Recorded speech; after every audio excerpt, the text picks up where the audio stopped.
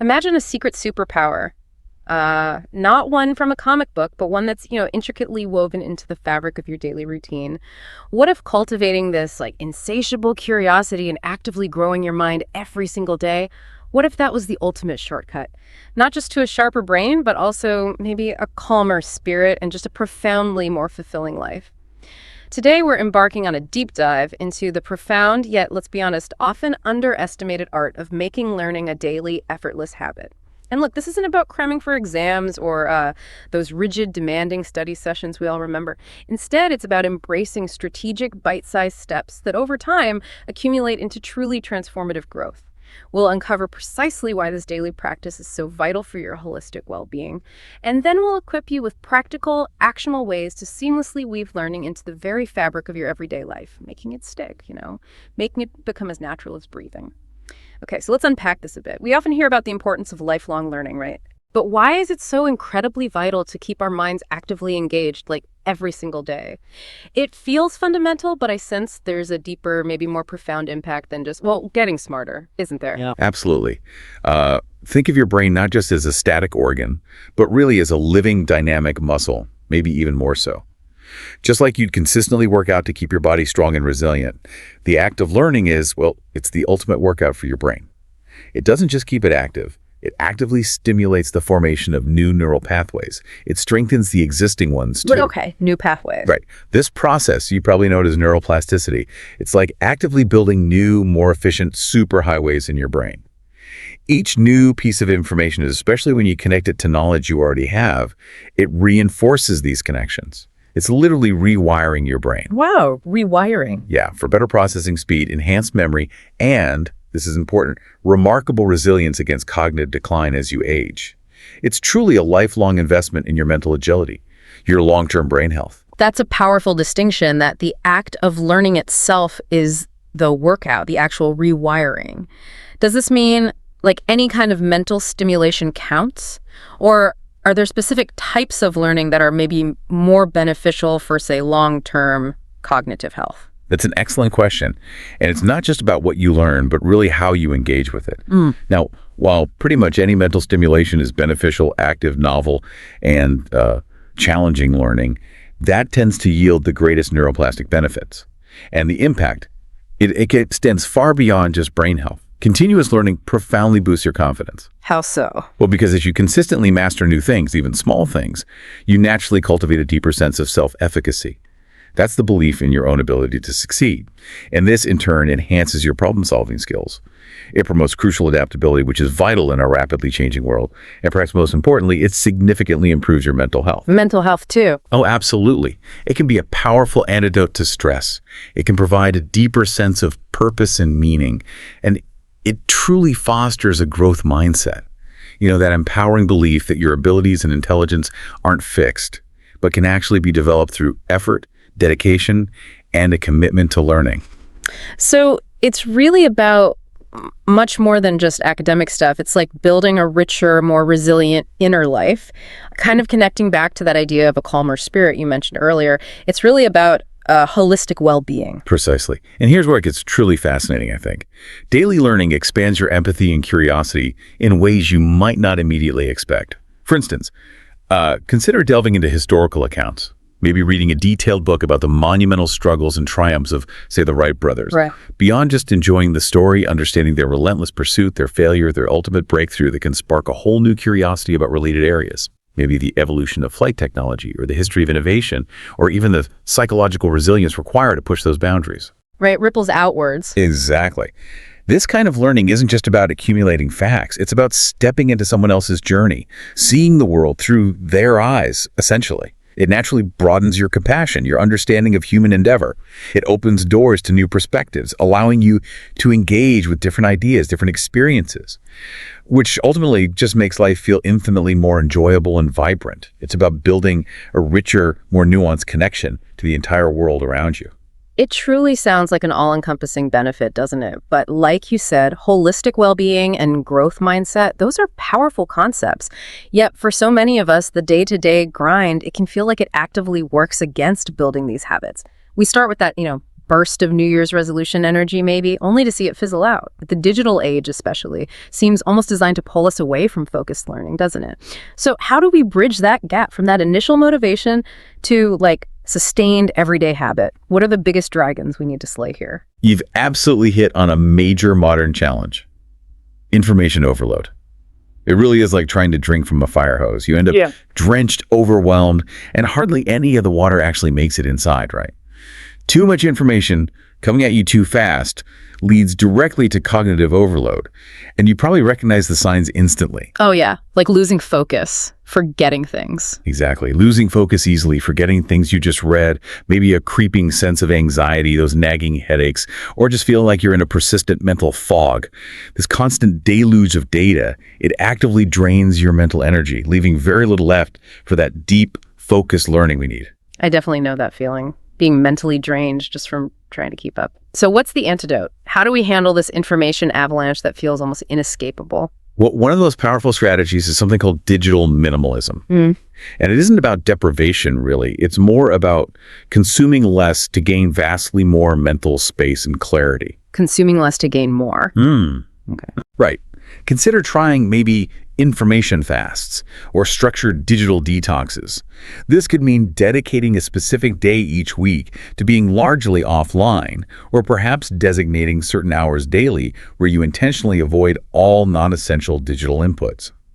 The goal isn't to know less, but to actually clear out the noise so you can focus intently on what truly matters to your learning goals. Filtering, basically. Absolutely. This involves filtering for relevance. You need to clearly define your goal for any learning session.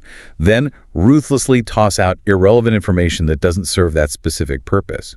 Be incredibly picky about what you allow into your mental space. You essentially need to become the gatekeeper of your own attention. That makes a tremendous amount of sense, being intentional with what we consume. So, okay, once we've maybe tamed the information fire hose a bit, what about that other big hurdle? Procrastination. We've all been there, right? Yeah. Staring at a task, knowing it needs doing, and suddenly finding ourselves, I don't know, meticulously organizing the sock drawer instead. Oh, absolutely. Procrastination is a very common habit. Yeah. And while eliminating it entirely might be an unrealistic expectation for most of us, you can certainly limit its power over you. The first critical step. Set incredibly specific and realistic goals. Specific and realistic. Yeah. Instead of a vague goal like read for class, make it measurable and actionable. Something like read 3 chapters of this textbook, or maybe complete 3 problem sets for math. This specificity helps you know precisely what to do and for how long.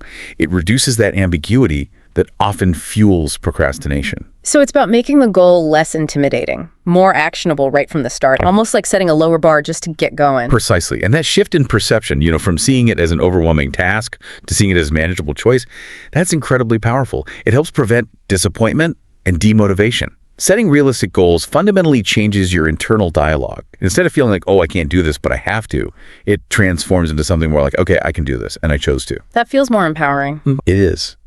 And speaking of setting yourself up for success, it's vital to find your productive flow. This isn't just about where you work, but also when and how you feel most energized and focused for those demanding tasks. Some people are morning larks, others thrive late at night. Maybe for you, it's a quiet room, or perhaps the gentle buzz of a cafe, or maybe listening to specific instrumental music helps. Experiment. Discover your optimal environment, your best location, the time of day that maximizes your focus for those harder tasks. Find what works for you. Exactly. And here's a neat little trick. Include easy, quick tasks on your daily to-do list. Ticking those off creates immediate wins. It builds momentum, gives you a psychological boost, a bit of energy for the more challenging deep learning work. It reminds you of what you are capable of achieving. Okay, this is all really practical. So what does this all mean for you listening? How do we actually build this daily learning muscle in a way that truly sticks, moving from just knowing what to do to actually integrating it into our everyday lives consistently, day after day? This brings us to the profound yet incredibly simple power of tiny habits. The core idea here is to break any desired behavior, no matter how big it seems, into minuscule, almost silly to skip actions. Silly to skip. I like that. Yeah. Like if you want to start flossing, maybe the tiny habit is just floss one tooth. It's so absurdly small, it feels ridiculous not to do it. The magic is once you start, you'll often find yourself doing more. The real goal is to lower the barrier to entry so dramatically that any resistance just evaporates. That fundamentally changes the psychological burden, doesn't it? Take the Fire. pressure right off. Okay, and then what? How do you make that tiny action grow into a consistent habit? You combine it with something called habit stacking. This involves pairing your new, tiny learning behavior with an existing, strong habit that you already do automatically every day. For example, after I sit down with my morning coffee, I will listen to 10 minutes of an audiobook. Linking it. Exactly. Or maybe, when I brush my teeth, I will learn 5 new words on Duolingo. You anchor the new habit to something you already do unconsciously. And here's the absolutely crucial, often overlooked part. You need to instantly celebrate that tiny accomplishment, no matter how insignificant it feels. Celebrate. Like how? It might feel a little silly at first, maybe throwing your arms open in a quiet victory stance like a soccer star, or simply saying yes out loud or just to yourself. But that immediate positive reinforcement is vital. It helps wire the new habit into your brain's reward system, making it much more likely you'll repeat it. To give a very concrete example for learning, after I sit down with my coffee, I write the date at the top of a new page in my learning journal. That's it. You don't have to do more. But often just the act of starting propels you to do just a little bit more. You build that momentum. That's brilliant. It's about building positive associations and momentum from the absolute smallest starting point. And speaking of small, digestible chunks, what about microlearning? It sounds perfectly suited for this whole approach. Microlearning is indeed a potential game changer for daily learning habits. It's all about bite-sized content, right? Typically designed to be consumed in anywhere from maybe 3 to 10 minutes. This format is inherently suited for quick, easy consumption, and critically, it seems to enhance engagement and retention. Some studies have shown a 50% or even greater increase in knowledge retention because it aligns so well with our modern attention spans and, let's face it, our busy schedules. Okay, so what should we look for in microlearning resources? Well, you'd want to seek out apps with user-friendly interfaces, maybe some built-in gamification elements to keep you motivated and coming back for more. Personalized learning paths that adapt to your progress are great, as is real-time feedback. Duolingo for language learning or Headway for concise book summaries. Those are fantastic examples of platforms leveraging microlearning really effectively. And don't underestimate the power of using simple app notifications as gentle reminders, helping you weave microlearning seamlessly into your daily routine. Okay, so once we're consuming these bite-sized pieces of knowledge, whether it's through microlearning apps or those tiny habits, how do we make sure it actually sticks? You know, in our long-term memory, I read something about spaced repetition. What exactly is that, and how does it work with our brain? Right, spaced repetition. It's an incredibly effective, evidence-based technique for solidifying retention. And it's far superior to traditional cramming. Instead of trying to force information in all at once, you review information at increasing intervals over time. Think of sophisticated flashcard systems, how they work. Like those apps. Exactly. It leverages what's called the spacing effect, where learning is just more effective when study sessions are spaced out rather than clumped together. This methodical revisiting helps move information from your short-term working memory into your more durable long-term memory. It also subtly manages your cognitive load. That's the amount of mental effort your working memory is juggling at any given time. By revisiting information strategically, you're not trying to cram too much in at once, which honestly is a common cause of forgetting. So for example, you learn a new concept today, you might review it tomorrow, then again in 3 days, then maybe a week, then a month. Each time the memory trace gets stronger, more resilient. That sounds incredibly effective, yeah. What other techniques complement spaced repetition? How do we help solidify what we've learned and move beyond just passively consuming it? Active learning is absolutely key here. You have to go beyond simply reading or listening. This means consistently doing things like summarizing information in your own words, whether you write it down or just say it out loud.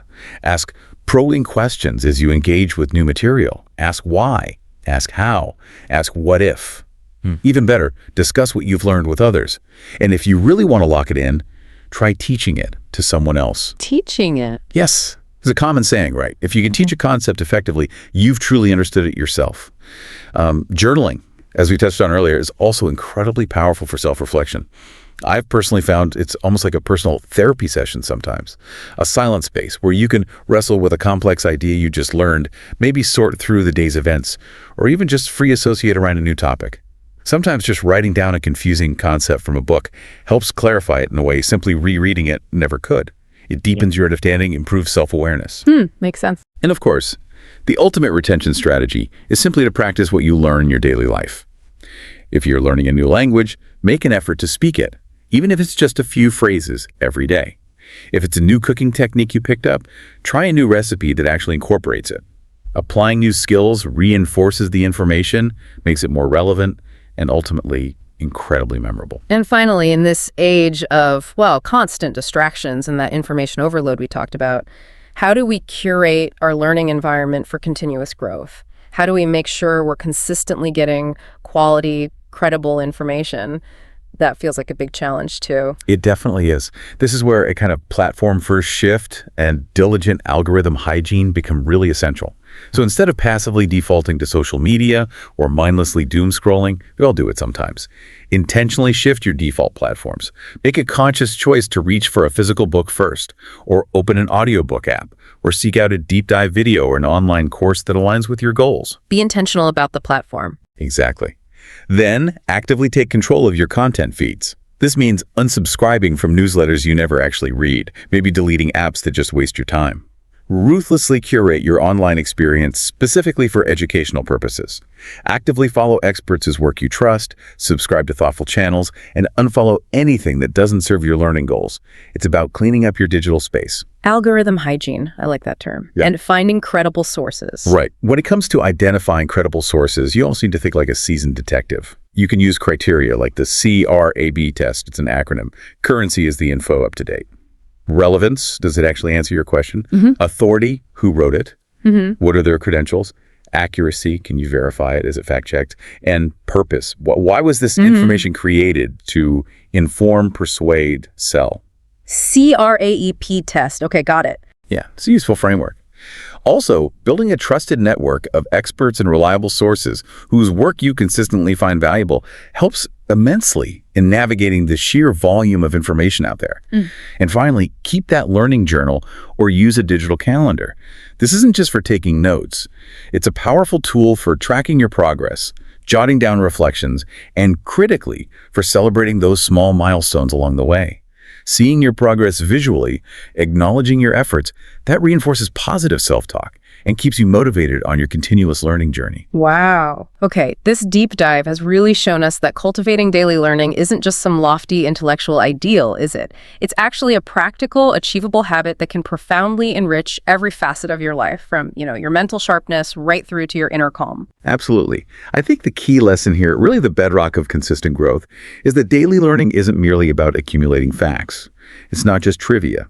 It's about actively building resilience in your mind, fostering an empowering growth mindset that genuinely knows no limits, and maybe rediscovering the sheer unadulterated joy of continuous discovery.